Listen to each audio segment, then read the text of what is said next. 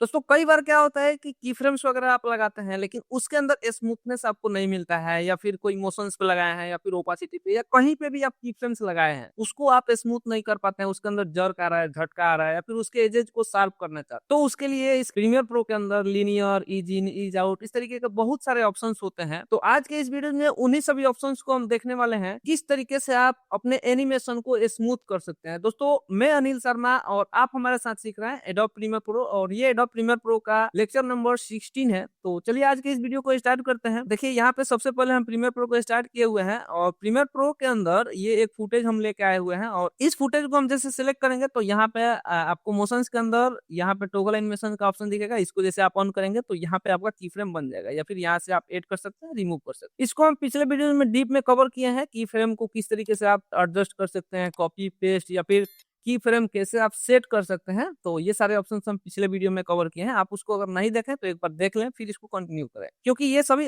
Advance options है। की frame के अंदर जो भी इज इन, इज आउट ये सारी चीज है ये डीप में हम आज के इस वीडियो में कवर करने वाले हैं। तो चलिए जैसे हम एनिमेशन लगाएंगे, जैसे हम फिलहाल में क्या करते हैं, इसको हम इसका स्केल जो है फिलहाल में हम 25% कर देते हैं और इसके पोजीशन को हम यहाँ पे रख देते हैं, यहाँ पे फिलहाल में इस जगह पे। और कुछ टाइम चलने के बाद हम चाहते हैं कि इसका जो यहाँ से चल के ये यहाँ पे एक सेकेंड हम इसको एक बार रीसेट कर देते हैं और फिर यहाँ पे हम एनिमेशन लगाते हैं। हम चाहते हैं कि ये पहले पॉइंट पे ये वीडियो जो है वो यहाँ पे रहे और यहाँ से चल के यहाँ जब ये जाए तो ये दूसरे पॉइंट यहाँ पे पहुंच जाए और फिर यहाँ से कुछ इस जगह पे जाए तो ये फिर यहाँ पे पहुंच जाए और इस पे क्लिक करने के बाद फिर आगे बढ़ के फिर यहाँ पे ही आ जाए। तो इस तरीके से हम ये की फ्रेम्स वगैरह बना रहे हैं ना। अब इस की फ्रेम पे हम इसको सिलेक्ट करके राइट क्लिक करेंगे तो यहाँ पे ये सारे ऑप्शंस आए हैं, जैसे ये अंडो है, कट है, कॉपी है, पेस्ट और क्लियर है। तो ये अंडो आप समझ ही रहे हैं, ये एक स्टेप पीछे जाने को बोलते हैं अंडो। बाकी हम कंट्रोल जेड से भी जा सकते हैं और कंट्रोल शिफ्ट जेड से अगर पीछे चले गए हैं तो फिर आगे भी आ सकते हैं, ठीक है। अब इसमें हम राइट क्लिक करेंगे और ये कट भी कर सकते हैं, जैसे हम चाहते हैं कि ये यहाँ पे ना रहे यहाँ पे रहे तो इसको हम पकड़ के ऐसा मूव भी कर सकते हैं या फिर इसको हम राइट क्लिक करके कट कर सकते हैं और दूसरे जगह पे हम इसको पेस्ट कर सकते हैं। ये हमारा प्ले हेड जहां भी रहेगा वहां पे पेस्ट हो जाएगा। अगर हम चाहते हैं कि ये कॉपी और पेस्ट करना है तो यहाँ पे राइट क्लिक करेंगे और यहाँ पे कॉपी और पेस्ट भी हम कर सकते हैं। जैसे मान लीजिए कि ये फर्स्ट में जो पोजीशन है यहाँ पे इसको हम सिलेक्ट करके और राइट क्लिक करके इसको कॉपी किया और यहाँ पे हम चाहते हैं कि यहाँ पेस्ट करें तो यहाँ पे हम पेस्ट कर सकते हैं। तो कुछ इस तरीके से इस जगह पे आ जाएगा। अब यहाँ पे अगर हम इसका डिस्टेंस वगैरह अगर देख लें तो कुछ इस तरीके से ये अभी ट्रेवल कर रहा है, कुछ ऐसा ये ट्रांसफॉर्म हो रहा है ना। अब जैसे मान लीजिए कि हम चाहते हैं कि ये जो यहाँ पे ट्रेवल कर रहा है, यहाँ से स्टार्ट हो रहा है और इसे घूम के फिर इसी जगह पे आ रहा है।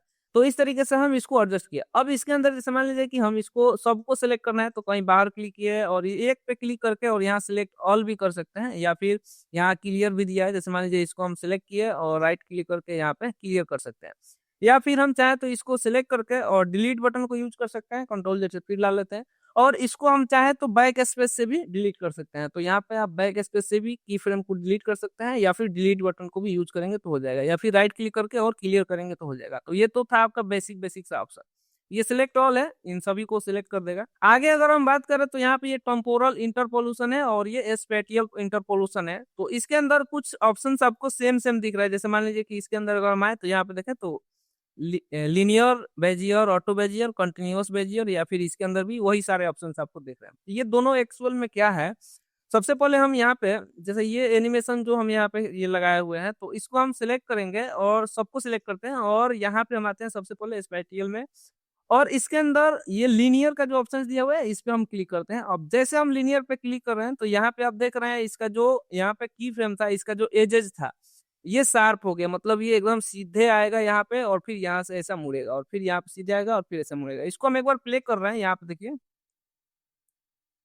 मतलब इसका जो किनारा है वो एकदम इसका शार्प है। अगर हम इसको बेजियर में क्लिक कर देते हैं तो यहाँ पे आप देख रहे हैं ये राउंड हो गया यहाँ पे। अब इसको अगर हम प्ले करते हैं तो यहाँ पे आप देखिए ये राउंड राउंड के तरीके से चल रहा है, मतलब इसका ये जो एजेज है उसको ये शार्प कर रहा है, ठीक है। अगर हम इसको यहाँ पे लीनियर में रखेंगे तो शार्प करेगा और अगर हम बेजियर में रखेंगे तो स्मूथ करेगा, ठीक है। लेकिन ऑटो बेजियर पे अगर आप करेंगे तो ये एक्चुअल में दोनों वर्क एक ही करता है, लेकिन अगर आप बेजियर में है तो बेजियर में आपको ये हैंडल आपको मिलता है, जहाँ से आप खुद इसको एडजस्ट कर सकते हैं, इसको आप अपने अनुसार एडजस्ट कर सकते हैं। तो ये लास्ट वाला की फ्रेम को हम हटा देते हैं, इसको सिलेक्ट किए और राइट क्लिक करते हैं, और यहाँ पे अगर हम बात करें ऑटो बेजियर की, तो ऑटो बेजियर पे जैसे आप क्लिक करेंगे तो ये देख रहे हैं हैंडल जो है यहाँ पे स्टार्टिंग में या फिर इनमें ये हैंडल आपको हाइड होते हुए दिख रहा है, और ये स्मूथ है ऑलरेडी।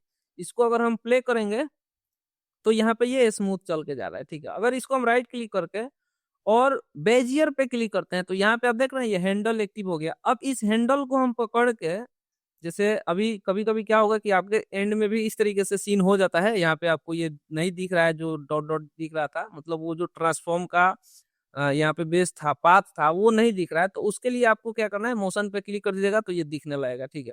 अब इसको हम यहाँ पे सिलेक्ट करेंगे ना यहाँ पे, तो क्या होगा कि इसके हैंडल को या फिर इसको हम क्लिक करके और इसको हम कुछ इस तरीके से यहाँ पे ट्रांसफॉर्म कर सकते हैं। इसके जो पाथ है उसको हम दिशा चेंज कर सकते हैं, या फिर इसको हम स्मूथ कर सकते हैं। इस पे भी क्लिक करेंगे तो ये कुछ इस तरीके से आपको देखने को मिलेगा, ये कुछ इस तरीके से आप स्मूथ कर सकते हैं।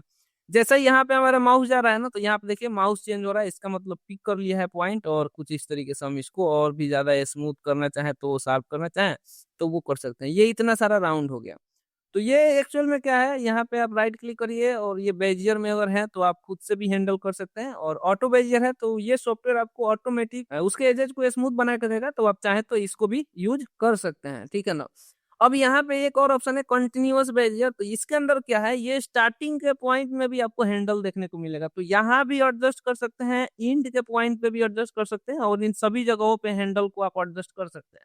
मतलब स्मूथनेस आपके पसंद से, आप जिधर चाहें, जैसा चाहें, जितना स्मूथनेस करना चाहें उतना आप कर सकते हैं। लेकिन अगर आप यहाँ पे लिनियर में रहेंगे तो ये सभी एजेस जो है वो हार्ड हो जाएंगे, और अब जो है यहाँ पे आप इसको स्मूथ नहीं कर सकते हैं, और ये वीडियो सामने से आएगा, यहाँ पे टकराएगा, फिर सीधा जाएगा, फिर सीधा, कुछ इस तरीके से, ठीक है। तो इस तरीके से हम इन सभी ऑप्शंस को यूज करते हैं। आगे अगर हम बात करें इसके अंदर लीनियर, बेजियर, ऑटो बेजियर, ये सारे ऑप्शंस जो दिए हुए हैं, तो ये एक्चुअल में क्या है, यहाँ पे हम क्या करते हैं, जैसे इसके लिए हम कोई दूसरा एग्जांपल लेते हैं। जैसे ये फोटो जो हम यहाँ पे लिए हुए हैं, पीएनजी है जस्ट, और इसके अंदर थोड़ा सा हम एक एनिमेशन करते हैं रोटेशन का। जैसे मान लीजिए कि हम रोटेशन को हम यहाँ पे ऑन करते हैं, और हम चाहते हैं कि स्टार्टिंग में ये कुछ इस साइड में रहे, ठीक है ना, और यहाँ से यहाँ जब ये चल के जाए तो इसका जो है कुछ इस तरीके से ये हो जाए, ठीक है। और फिर यहाँ से कुछ आगे अगर जाए तो कुछ यहाँ तक आ जाए, और फिर यहाँ से यहाँ जाए तो फिर यहाँ तक आ जाए, और यहाँ से यहाँ जब ये जाए तो फिर ये कुछ यहाँ तक आ जाए। तो इस तरीके से हम एक की फ्रेम लगाए हैं, कुछ इस तरीके से हम की फ्रेम लगाए हैं, ठीक है। अब इसको अगर हम प्ले करके आपको दिखाएं तो ये देखिए कुछ इस तरीके से चल रहा है। यहाँ पे इसका जो एजेज है, मतलब ये जहां से इसको डाउन होना है, मतलब दूसरे दिशा में इसको मूव करना है, वहां पे ये हार्डली जा रहा है और वहां से रिटर्न हो रहा है, ठीक है। तो इस तरीके से कुछ ये है। इसका मतलब ये है कि इसको अगर हम सिलेक्ट करके और यहाँ पे आपको दिखाएं तो ये लीनियर में दिया हुआ है ना। अगर हम इसको बेजियर में कर दें तो ये क्या हो जाएगा, यहाँ पे आप देख रहे हैं, यहाँ पे इसका जो की फ्रेम है उसका आकार जो है कुछ डिफरेंट स्टाइल में हो गया। और अब इसको अगर हम प्ले करके आपको दिखाएं तो ये देखिए,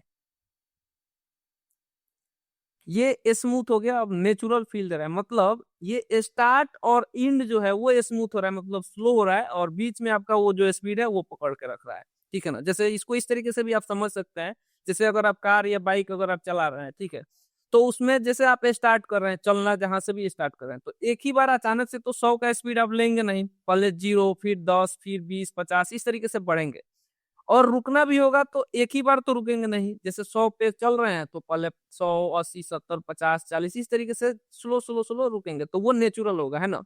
उसी तरीके से यहाँ पे अगर आप लिनियर में रख रहे हैं तो यहाँ पे जो रुकना है या चलना है वो हार्ड होगा। अचानक से अगर 100 पे है तो रुक जाएगा, अचानक से 50 पे है तो रुक जाएगा।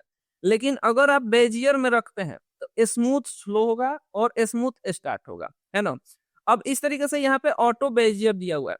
तो ये बेजियर एक्चुअल में क्या काम करता है कि ये जो स्लो हो रहा है या फिर स्टार्ट हो रहा है, यहाँ पे आप देखिए जो ये स्लो हो रहा है या फिर स्टार्ट हो रहा है, तो उसको आप अपने हिसाब से एडजस्ट कर सकते हैं। जैसे यहाँ पे, जैसे इनको आप सिलेक्ट करेंगे और ऑल्ट बटन को जैसे आप प्रेस करेंगे और ऑल्ट बटन को प्रेस करके इसको हम खींचेंगे, तो यहाँ पे आप देख रहे हैं कुछ इस तरीके से एक और ऑप्शन आपको देखने को मिल रहा है। अब क्या होगा यहाँ पे ये जो रुकना और स्टार्ट होना जो है ना, उसमें हम अपने हिसाब से उसका डिस्टेंस थोड़ा सा और ज्यादा बढ़ा सकते हैं। मतलब कितने टाइम तक थोड़ा सा रुकेगा, कितना स्लो डाउन होगा, कितना इसको जितना डिस्टेंस बढ़ाएंगे उतना फास्ट होगा, जितना कम रखेंगे उतना स्लो होगा। अब देखिए इसको हम प्ले कर रहे हैं तो ये होल्ड कर रहा है, जितना टाइम हम रुकेंगे उतना ये होल्ड कर रहा है। हम इसको कंट्रोल जेड से पीछे कर और इन सभी को हम सिलेक्ट करके और राइट क्लिक कर रहे हैं। और राइट क्लिक करने के बाद यहाँ पे ऑटो बेजियर पे अगर हम क्लिक करते हैं तो ये ऑटो बेजियर पे कुछ ऑप्शन ऐसा दिख रहा है। लेकिन इस बार क्या होगा, सॉफ्टवेयर अपने हिसाब से स्मूथनेस देगा, अपने हिसाब से वहां पे जो रुकना और स्टार्ट होना होगा वो अपने हिसाब से करेगा। ठीक है, तो यहाँ पे आप देखिए कुछ इस तरीके से स्मूथनेस हमें मिल रहा है। तो ये आपके पसंद की बात है, आप चाहे तो यहाँ पे बेजियर रख सकते हैं या फिर चाहे तो ऑटो रख सकते हैं। ठीक है, कंटिन्यूअस बेजियर भी उसी तरीके से होता है, हम चाहे तो स्टार्ट और एंड को अपने हिसाब से एडजस्ट कर सकते हैं और ऑल्ट के साथ में उसके डिस्टेंस को अपने जरूरत के हिसाब से हम सेट कर सकते हैं। अब यहाँ पे अगर हम लिनियर पे क्लिक कर देते हैं तो ये कुछ इस तरीके से हार्ड हो जाता है ना। तो ये कुछ इस तरीके से ये सारे ऑप्शंस दिए हुए हैं। और यहाँ पे एक ऑप्शन दिया हुआ है होल्ड का। ये होल्ड एक्चुअल में क्या काम करता है, जैसे मान लीजिए कि हम चाहते हैं कि ये जब यहाँ पे टकराए तो यहीं पे होल्ड हो जाए, तो उसके लिए हम इस पर राइट क्लिक करेंगे और यहाँ होल्ड पे क्लिक कर देंगे तो ये होल्ड हो गया। अब जो है ये वहीं पे होल्ड होगा। अभी जैसे यहाँ पे जिस जगह पे जो भी प्रॉपर्टीज है, जो भी इंफॉर्मेशन हम दिए हैं वहां पे पहुंचेगा, लेकिन होल्ड होके, जैसे देखिए कुछ इस तरीके से। तो कभी कभी इस तरीके से इफेक्ट हम लोग यूज करते हैं ये होल्ड का ऑप्शन। हम चाहे तो किसी एक में भी होल्ड कर सकते हैं। जैसे मान लीजिए इन सबको हम क्या कर रहे हैं, यहाँ पे बेजियर कर देते हैं या फिर चलिए ऑटो बेजियर कर देते हैं और किसी एक पॉइंट को पकड़ के, जैसे मान लीजिए इसको हम पकड़े राइट क्लिक किए और यहाँ पे होल्ड पे क्लिक कर दिए तो ये एक पॉइंट को होल्ड कर देगा। ठीक है ना, हम इसको कंट्रोल जेड करके और इस दूसरे पॉइंट पे हम राइट क्लिक करके और होल्ड कर रहा है तो ये वाले पॉइंट को होल्ड किया। अब देखिए कैसा इफेक्ट हमें मिलेगा। कुछ इस तरीके से ये ऑप्शंस आपको देखने को मिलते हैं।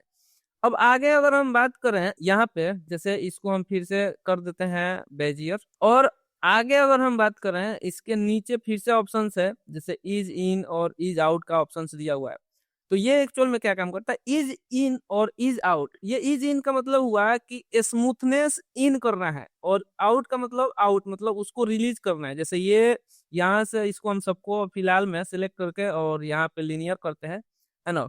अब जैसे मान लीजिए इन सबको सिलेक्ट करके और इज इन हम कर रहे हैं तो इससे क्या होगा, इन जो है सबका इन, मतलब जो सामने से ये बेल आ रहा है तो इन जो कर रहा है वो स्मूथ करेगा, लेकिन आउट जो होगा वो हार्ड होगा, है ना। जैसे इसको हम प्ले कर रहे हैं, आप देखिए